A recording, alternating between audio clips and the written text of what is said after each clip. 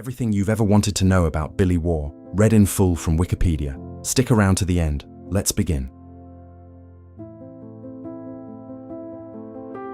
Early life. Waugh was born in Bastrop, Texas on December 1, 1929. In 1945, upon meeting two local United States Marines who returned from the fighting in World War II, the then 15-year-old Waugh was inspired to enlist in the Marine Corps. Knowing that it was unlikely that he would be admitted in Texas because of his young age, Waugh devised a plan to hitchhike to Los Angeles, where he believed a person had to only be 16 to enlist. He got as far as Las Cruces, New Mexico, before he was arrested for having no identification and refusing to give his name to a local police officer. He was later released after securing enough money for a bus ticket back to Bastrop. Now committed to serving in the military once he finished school, Waugh became an excellent student at Bastrop High School, graduating in 1947 with a 4.0 grade point average. Military career. Waugh enlisted in the United States Army in 1948, completing basic training at Fort Ord, California, in August of that year. He was accepted into the United States Army Airborne School and became airborne qualified in December 1948. In April 1951, Waugh was assigned to the 187th Airborne Regimental Combat Team, RCT, in Korea, Special Forces. Shortly after the end of the Korean War, Waugh met two US Army Special Forces members on a train in Germany. They informed him of openings for platoon sergeants, shortly after he requested a transfer.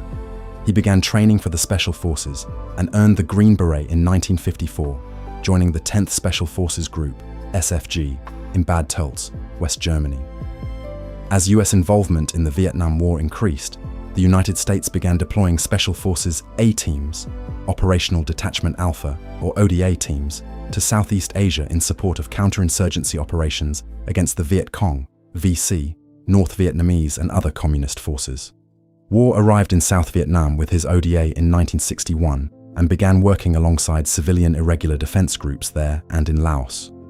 In July 1965, he was serving with 5th Special Forces Group A-Team A321 at Camp Bong Son, Binh Dinh Province, commanded by Captain Paris Davis. Following a night raid with a regional forces unit on a VC encampment near Bong Son, the unit was engaged by a superior VC force. Many of the regional forces soldiers refused to fight, and most of the A-Team were injured by VC fire, including Waugh, who was shot multiple times and left between the VC and US South Vietnamese forces. Waugh was later rescued by Davis under fire. He spent much of 1965 and 1966 recuperating at Walter Reed Hospital in Washington, D.C., eventually returning to duty with 5th Special Forces Group in 1966. He received a Silver Star and a Purple Heart, his 6th, for the battle at Bong Son. At this time, Waugh joined the Military Assistance Command Vietnam Studies and Observations Group, MACV-SOG. While working for SOG, Waugh helped train Vietnamese and Cambodian forces in unconventional warfare tactics, primarily directed against the North Vietnamese Army, operating along the Ho Chi Minh Trail.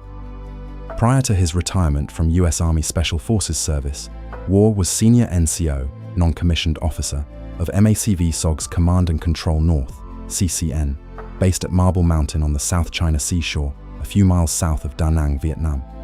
Waugh held this Command Sergeant Major role during the covert unit's transition and name change to Task Force 1 Advisory Element, TF-1AE. Waugh conducted the first combat high-altitude, low-opening, halo jump, a parachuting maneuver designed for rapid, undetected insertion into hostile territory.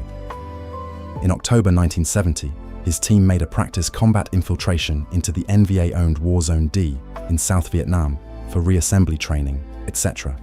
Waugh also led the last combat special reconnaissance parachute insertion by American Army Special Forces Halo parachutists into denied territory, which was occupied by Communist North Vietnamese Army troops on June 22, 1971. Waugh retired from active military duty at the rank of Sergeant Major, E9, on February 1, 1972. CIA career. After Waugh retired from the military, he worked for the United States Postal Service until he accepted an offer in 1977 from ex-CIA officer Edwin P. Wilson to work in Libya on a contract to train that country's special forces. This was not an agency-endorsed assignment, and Waugh might have found himself in trouble with US authorities if it were not for the fact that he was also approached by the CIA to work for the agency while in Libya. the CIA tasked him with surveilling Libyan military installations and capabilities. This was of great interest to US intelligence, as Libya was receiving substantial military assistance from the Soviet Union at the time. Wilson was later indicted and convicted in 1979 of illegally selling weapons to Libya. It was later found that the Department of Justice had relied on a false affidavit when prosecuting Wilson.